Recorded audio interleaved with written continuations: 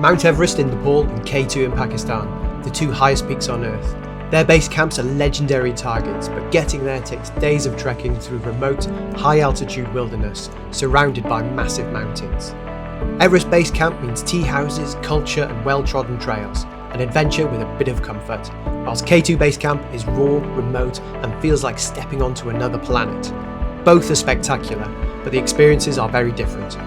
In this video, I'll compare them head to head, the scenery, the comfort, the difficulty, the culture and the logistics, so you can decide which is best for you. So here we go, Everest Base Camp versus K2 Base Camp.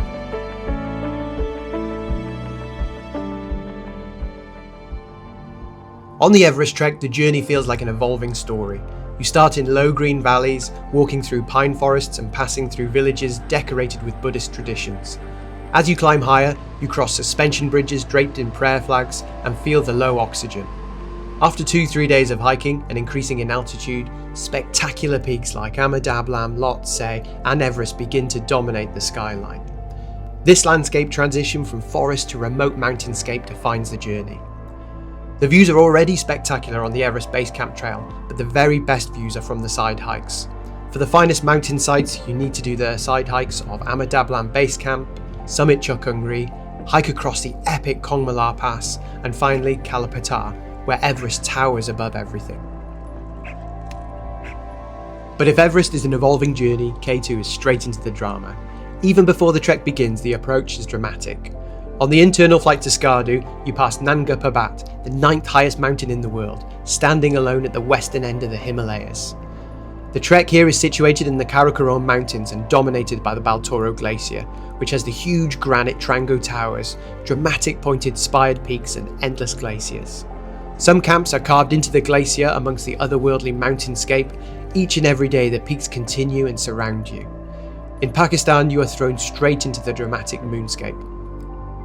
At Concordia, the drama reaches its peak. Here you stand in the throne room of the gods, encircled by 4 8,000-metre giants, with K2 rising above them like a black pyramid of rock and ice. Unlike Everest, you don't need detours or side trips. On K2, the base camp trail itself is a spectacle, unfolding bigger and wilder with every step.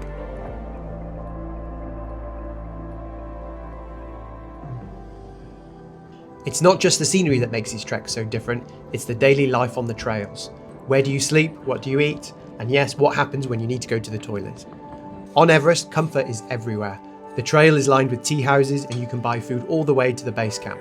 Menus are broad. One night you might be eating yak steak or even pizza, and the next you're back to the classic dal bhat. After dinner, you're not crawling into a tent. You've got a bed, a blanket and 4 walls around you. Some tea houses even have hot showers, electricity, Wi-Fi and toilets. It's still an adventure, but there's comfort all along the way. Whereas K2 is the complete opposite.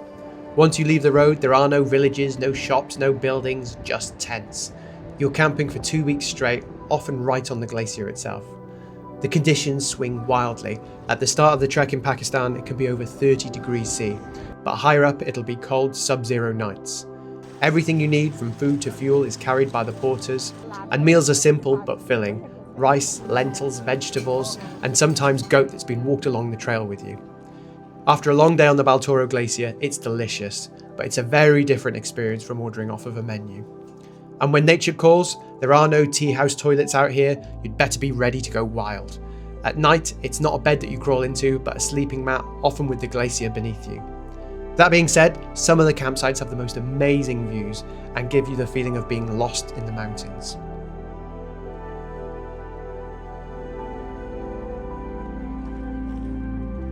And then there's the big question, how hard are these treks? Everest Base Camp is challenging but manageable. The paths are well established and heavily used, with a gradual altitude gain and rest days built in for acclimatization. In total, you'll cover about 130 kilometers over 12 to 14 days. It's tough at altitude, but the trail itself is clear and predictable. K2 is a step up. The trek is longer at around 150 kilometers, and most of it is spent walking on the Baltoro Glacier. That means endless rocky moraine, uneven surfaces, and days without proper paths. It's physically harder and made tougher by sleeping in a tent every night. There is also some sections which require hiking along wet glaciers where you will need crampons. By the time you reach K2 Base Camp, you'll be physically and mentally drained.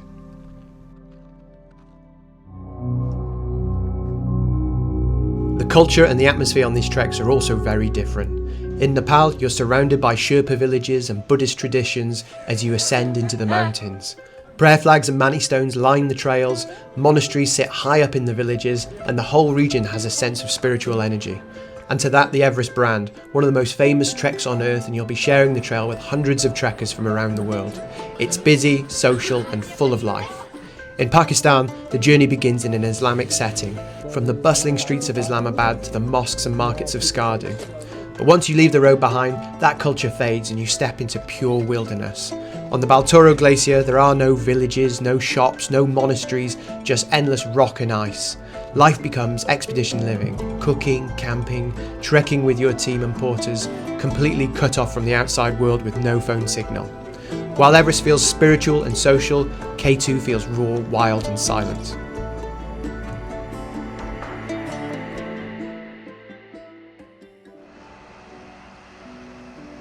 And finally, the cost and logistics. The K2 Base Camp trek costs around $2,000 and I travel with the excellent Apricot Tours. The Everest Base Camp tour can cost roughly $1,200 when going in a group. Royal Holiday Adventures are fantastic for value and service.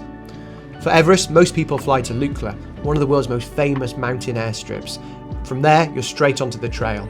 With tea houses and shops along the way, you can even organise the trek yourself. Permits, food and accommodation are easy to arrange. K2 also requires an internal flight to a town called Skardu, and then a bumpy 6-hour jeep ride before the trek begins.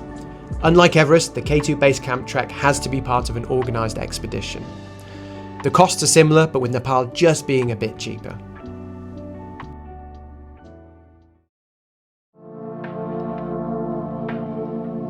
So, which is better, Everest or K2? Honestly, it depends on what you're looking for. Both have amazing views where you get to see at least 4 8,000 metre peaks. Everest Base Camp has comfort, culture and is relatively easy. K2 is the opposite, remote, raw and expedition living. Both are unforgettable. If you want comfort and culture, go Everest. If you want wild drama and challenge, go K2.